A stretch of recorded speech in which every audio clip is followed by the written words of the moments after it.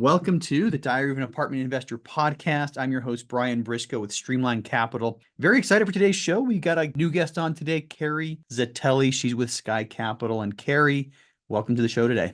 Hi, thank you. I'm excited to be here. Yeah, awesome to get you on. I mean, excited to hear your story. Understand you're an attorney turned multifamily syndicator, but we'll talk all about that later, all that fun stuff. But let's start out by hearing your story. Go ahead and give us an idea of who you are, where you come from, and how you got into multifamily. Yeah, I by education or trade, I guess I am an attorney, and I started out, I was a prosecutor for probably a little under 10 years.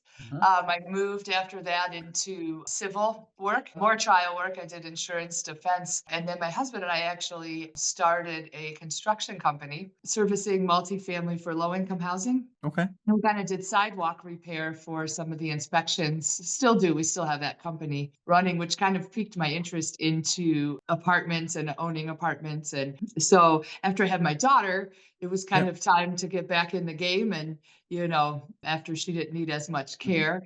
So I had looked into possibly going back into the legal field. But at the end of the day, you're kind of an hourly employee, like you're the Yeah. commodity. And Yeah. as much as I loved being a prosecutor, I loved being in trial, I loved all the people I worked with, I loved the firm I worked for. Everybody was great.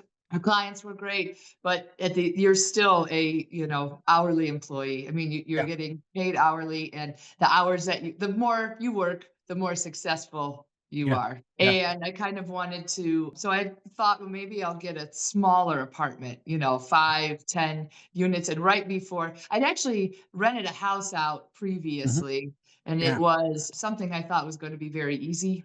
And it wasn't True. quite what Yeah. I thought. And, the copper pipe got stolen. It got struck by lightning 2 times. There were Wow. just, it was kind of just one of those things. One of the tenants was pregnant and she was on bed rest, could no longer pay rent. I didn't have the heart to kick her out when I'd go over Mhm. there. And, it was a lot harder than I anticipated. And so I thought I wanted to have something different, that was, property management and that kind of Mhm. thing. So I had originally I thought I'll just get a smaller Mhm. apartment that I can kind of take care of myself. Maybe, it will be a little less. And as I looked at them, got the loan from the bank and was looking at them, deciding, where and which one.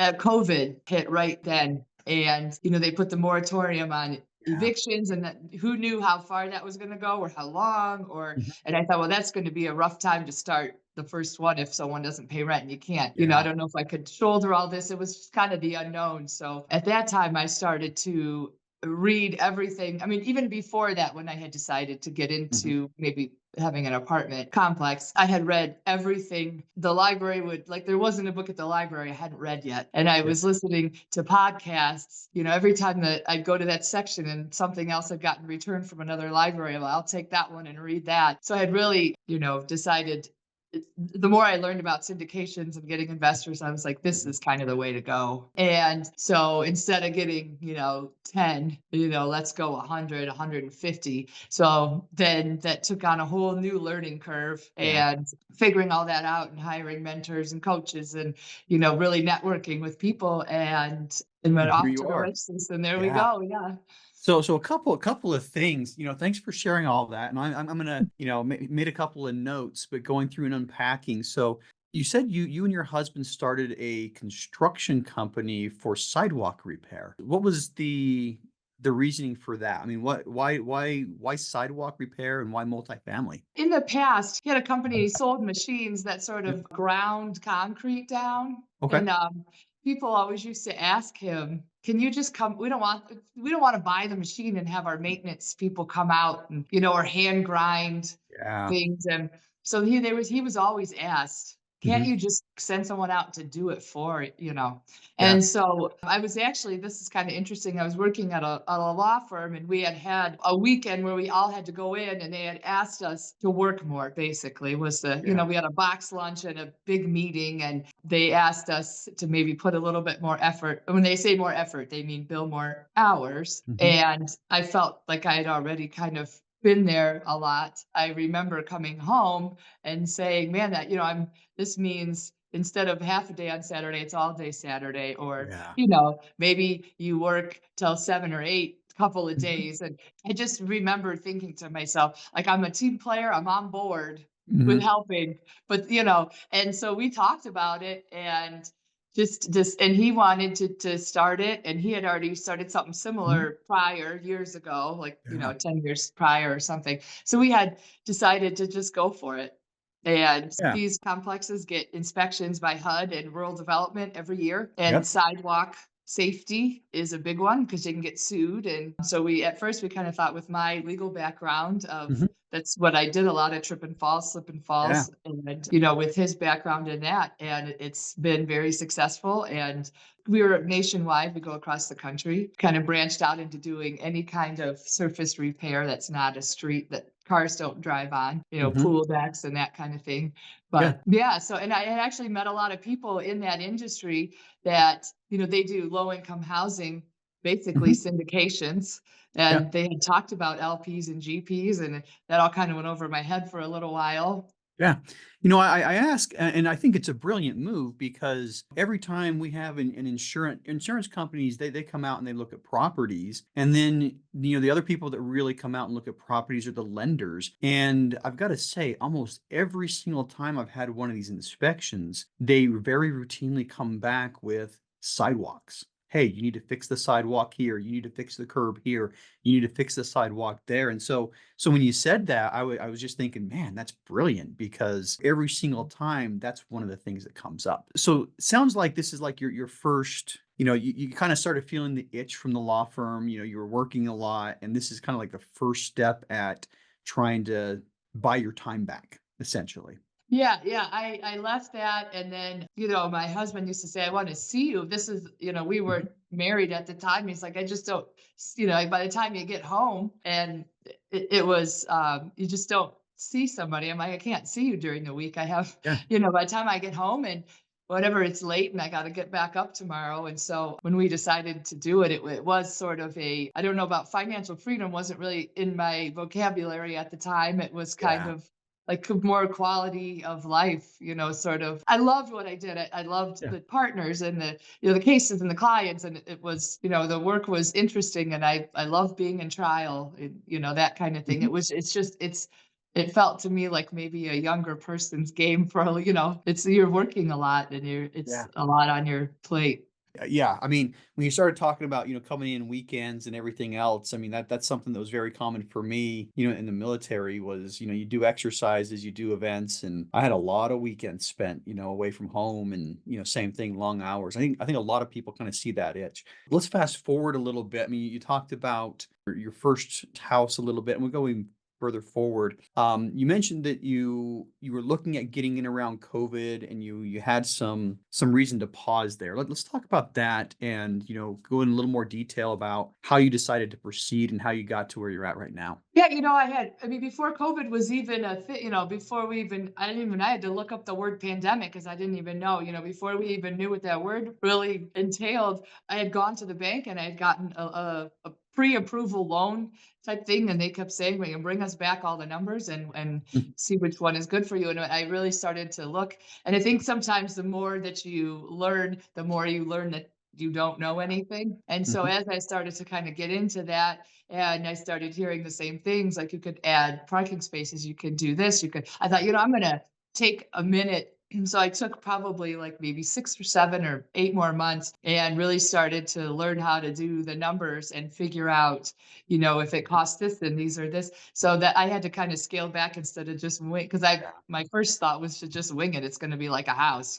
And so I kind of scaled back myself a little bit and then started looking again. I was like, then had a better handle on Mhm. how the numbers work and the cash flow and all of that. And then I was doing all this kind of on my own. And then Mhm. went back to the bank. They sort of redid numbers for me, and I went out and I was ready to start looking. And then Mhm. as in that 2 or 3 months was when everything from the pandemic started Yeah. coming in, and that first panic of we're going to be locked down for Yep. however many years. And I thought that's a big loan for me to take out on my own and try to figure this out with Yeah. all that uncertainty. So at that time, I thought this isn't really worth the risk, and then, the kids are out of school and someone's got to be kind of home. It just Mhm. wasn't the right time. But at Yeah. that time, I just thought now is my time to really learn all of this and really understand it and kind of charge. Right after that, I didn't stop. I just Yeah. kept going and, started Sky Capital and Mhm. met some really great people. And, we got our first property and kept going forward. We're, getting our second. So it's been really just a phenomenal journey and something that I had no idea I would ever be doing, which Yeah. seems familiar in this space. Mhm. But the one thing that I really loved about real Mhm. estate and real estate investing is that trust factor and the sort of the loyalty you have to your investors and that your Mhm. partners have to you and you have to your partners once you find the team that you really do trust. I think it's important. I mean, these people that you get to invest with you are investing next to your Mhm. mother and your sister and your cousin and your neighbors. And Yeah. so that's just something I've really liked. You have really a lot of skin in the game when you get here, and that kind of raises the level of behavior, I think. Yeah, yeah, a lot there. I remember, so about a year ago, actually almost to the day, we closed on a property in Salt Lake City. And it was my first property in my hometown, and my best friend's little sister invested in it. And I probably spent more time at his house than I did at my own house. So, when I was going through high school, I was probably closer to her than I was to my own little sisters. But I remember, getting all the investors together at a lunch. I made that point. I'm like, she's so close to me that I can't screw this one up. I mean, Right. the last thing I want to do is have to, look at my best friend and say, yeah, I lost your sister's money, or whatever. But having really close personal contacts in your deals, that definitely ups the game, makes you a lot more careful. And interestingly enough, the deal we just closed on, I had my first family member ever. I've been doing this for 6 years. First family member ever invested with me. So my brother invested too. So Mhm. anyway, it does kind of raise that level a little bit. You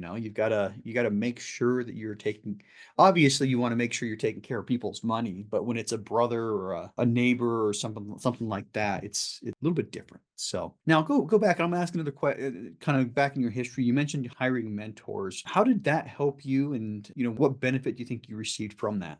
I read Rod Khleif's book that he gives out on syndications, and he has a sort of a mastermind mentoring program. So I joined that program and really met just some really brilliant, smart, sharp people. Yeah. And being in that group, I also realized that raising capital was a lot harder. You were on a team or whatever, and you realize that it's a lot harder initially than you had Yeah. anticipated, and that it really is a trust Hmm. thing. And so I also joined Hunter Thompson's Raise Masters. Okay. And so in both of those groups, there's just people that are just so smart and so driven.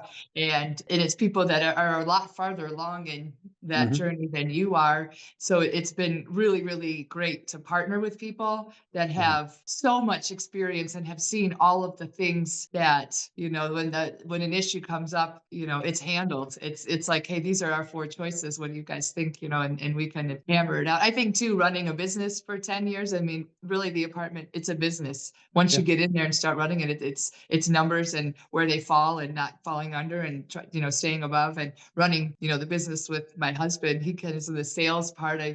That's sort of where you end up. So yeah, it's just both of those have been really, really great people and great Mhm. mentors to sort of, Yeah. and the more you're around the people that are doing what you're doing, you learn so Mhm. much.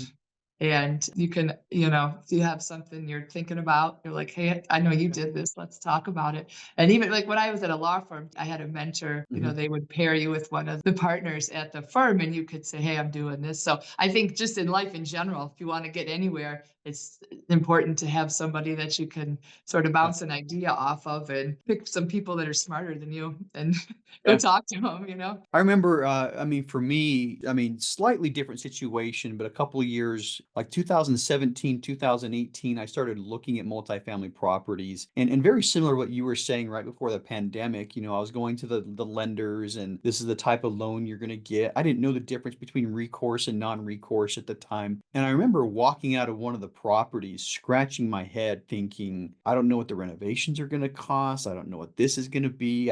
I'm like, I don't even know if this is gonna work. And that was like the trigger in my head that I needed help, and actually Rod Cleef, at the time, I think the two biggest podcasts that I was listening to and that had mentorship programs were Rod Cleef and Michael Blanc. And I flipped a coin and it landed on Michael Blanc. But that mentorship for me just made all of the difference. And it really kind of put me on the trajectory that, went from I don't know what I'm doing to I got this, and I had the people, like you said, I had people who were smarter than me that I could always ask the questions to. And being around people like that is just it's worth every penny that you have to pay to do it. So all right, so let's talk about some of the deals, what your strategy is with Sky Capital, and you mentioned you're in a deal or two. Let's talk about what Sky Capital does, and what your strategy is there. Yeah, so we buy multifamily, probably above 100 units, usually between 100 and maybe 200 units, C class, with very light value add, nothing of Mhm, total renovation or anything like that. And one thing that gets lost when you are looking on who to invest with is it is a partnership. mhm. And just because the other people are doing the work, limited partners are still partners, and they Yeah. have just as much sort of skin in the game, sort of as you do. So our goal is that we all create together sort of a better quality of life through that passive income. And we invest in all the deals that we pass along to the investors. So they're never investing kind of on Yeah. their own. So the goal is to keep that going and be able to have deals. I know in the last year, you're underwriting a million deals and, Mhm. not many are coming through, but to keep the pipeline full so that we can continue our partnerships with our investors as things are, coming in and out of being sold. And so, yeah, that's the vision going Awesome, forward. awesome, awesome, awesome. And what I may have missed it, but do you have a market that you like to target? Heard 100 plus and partnerships. Yep. You know what? Right now it's Pennsylvania and Texas. Okay. It's been Pennsylvania is sort of close Mhm. to me. So, and Texas is such a booming market Yeah. for Lot of us. good stuff. I mean, Texas, a lot of people moving to Texas, a lot of growth there. Pennsylvania is interesting though. I know a lot of people are really bullish on Columbus, Ohio, and I'm actually GP on a property in Columbus, and then another one. We got a small JV partnership on a little portfolio in Akron. I was expecting Ohio over Pennsylvania, but We have yeah. looked at I was on a deal in Cleveland that ultimately the sellers decided not to sell, Mhm. but we were going through that process. And about 6 months in, the sellers kind of kept saying, hey, not yet, not yet, or we need another, and then ultimately decided not to sell. But yeah, so certainly I mean, Cleveland's a really good market. Yep. Columbus, I know there's a lot going on in Cincinnati. Yep. Ohio's a really good market. So, if something came through that the numbers were working really well, and I'm right here, so Yeah, it makes a lot of sense. I do like a lot of dynamics in Ohio. I don't know very many people that are doing anything in Pennsylvania, but maybe it's just who I'm talking with. I'm sure there's lots of apartments in Pennsylvania, but it's a lot of opportunity there. Well, um, awesome. As we start wrapping up, a couple questions to finish out. What's next for you? we're just going to keep looking at deals and Mhm. bringing some more in and bringing them to our investors and see what looks good. So staying on top of that and keep moving Yeah. forward with the company. So more is the answer. Just doing more. Awesome. I don't always want to put like huge, number goals, and because I Mhm. also think that there's something to the quality of the deals that you Yeah. have. You kind of listen to sometimes people talk about I'm going to be a trillionaire in 5 years and I'm going to, Yeah. it'll be this and this and this and this. But I think really for capital companies, your returns, it's your investors coming back. And Mhm. so my goal is more center around partnering with investors that are happy and that we're all happy together. I don't know that setting a number on it. Like, what if I set this huge number and meet the number, but we have 8% returns? And they're all I crappy just, deals. Yeah. yeah, I don't think that Yeah. for me, setting a number is like that Mhm. is I want to stay with our values of Yeah. trust and partnership and like build together. Mhm. And so I don't always set those kind of numbers because I Yeah. don't know always number of doors isn't always as Mhm. important as how well you're doing, Mhm. and that we stay and partner with our investors and we all stay together and you sort of Yeah. build forward and have happy tenants. Yeah, we talked about this as a team. We do quarterly and annual meetings where we look at our goals, and we have number goals on units, and for us, the number goal is 7,500 by the end of the decade, which is kind of a lofty goal. We're north of 1,000 right now. So, I mean, we're kind of on that right trajectory. But I mean, when we start looking at the things that you'd bring in, it's hard to quantify how happy people are. But, one thing that we did look at, and, this is what we're going to discuss at our annual meeting early next year, is, quantifying some of that. And the one metric that I like, and I'm just going to throw this out there, is percentage of investors that are repeat investors. Yes.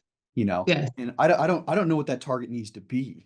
So it's something I haven't tracked yet, but we were trying to figure out how to quantify it, because you have to be able to measure your goals. So yeah, I don't know what that number is going to be. I don't know what our current number is now, actually, but I think the best way to do that is just look at how many of your investors are repeat investors. When you go full cycle on a deal, and it's going to take time to figure that out, when you go full cycle on a deal, how many of those investors are looking to take that money that you gave them back and reinvest it with you? So that's how we're going to quantify it. We haven't done it yet, but man, I mean, I think you hit the nail on the head. It's not about units. It's not a quantity game. It's a quality over quantity game. And you win this game. I think you get to the quantity by making sure all your investments are quality. I think that's the approach. Anyway, just my thoughts. Yeah. All right. Next question. If you had to give advice to somebody who's just starting out, what would that be? I think if you're starting out trying to do syndications, it's a Mhm. lot of stuff you have to learn. The one thing that you always remember is that these are people that are investing alongside your family Mhm. and your neighbors. And Yeah. so when you go in, you can't just go in blind. So if that takes you a little time to figure out who to partner with, it's okay to go slow. And that everybody that's telling you what they've already done, they didn't tell you the years Mhm. that they waited to get there. And so sometimes when you feel like it's been a year and I need to get more traction, just Yeah. remember that everybody took a lot longer than they probably will tell you to get where they are. Mhm. And if you really sat down and asked them, like, hey, how long did that actually take? Or everybody's kind of talking about the units they have and the millions they're going to get to, and how, going to have a billion under management, and that those are just numbers that don't mean anything without the details to Yeah. me and to someone new. And so take a step back and don't measure your insides to everybody else's outsides, and Yeah. just keep going a little at a time, because you'll get there if you just keep plugging. Yeah, and I mean, the reality is, and I see this a lot on social media, you see people and you think they're overnight successes, but the overnight successes usually take 5, 6, or 8 years of preparation. So, Michael Blanc has used me as one of his case studies. Actually, I mean, I went through his coaching program 6 years ago. I actually had somebody reach out to me last week and say, hey, I saw you as a case study on one of Michael Blanc's marketing thing. And so, I mean, point is, in his program, I closed on 3 properties in the first year, and people look at that saying, oh my gosh, you signed up and within a year you had 3 properties. Well, like you, I probably spent 2 years listening to podcasts. I was already out, looking at units. I was already talking to lenders. I was already putting in offers and things like that when I started. And so, much different situation. It wasn't 12 months to 3 properties. It was 4 years to 3 properties. So, but yeah, very, very, very astute observation. All right, last question. How can listeners learn more about you? On social media, they can go to, Carrie Zatelli on LinkedIn. There's Sky Capital is also attached to my LinkedIn. SkyCapitalLLC.com is the Mhm. website, and all the information is on there. And my email is, you can do invest at skycapitalllc.com for information, or you can just email me if you want, at Carrie at skycapitalllc.com. Awesome. And we'll have links to all of that in the show notes for anybody listening that wants to reach out to Carrie or learn more about her. So, website, LinkedIn, and, send an email. So, awesome. Hey, Carrie, thank you so, so much for coming on the show today. Very much appreciate your time. Thank you for having me. It was a great time.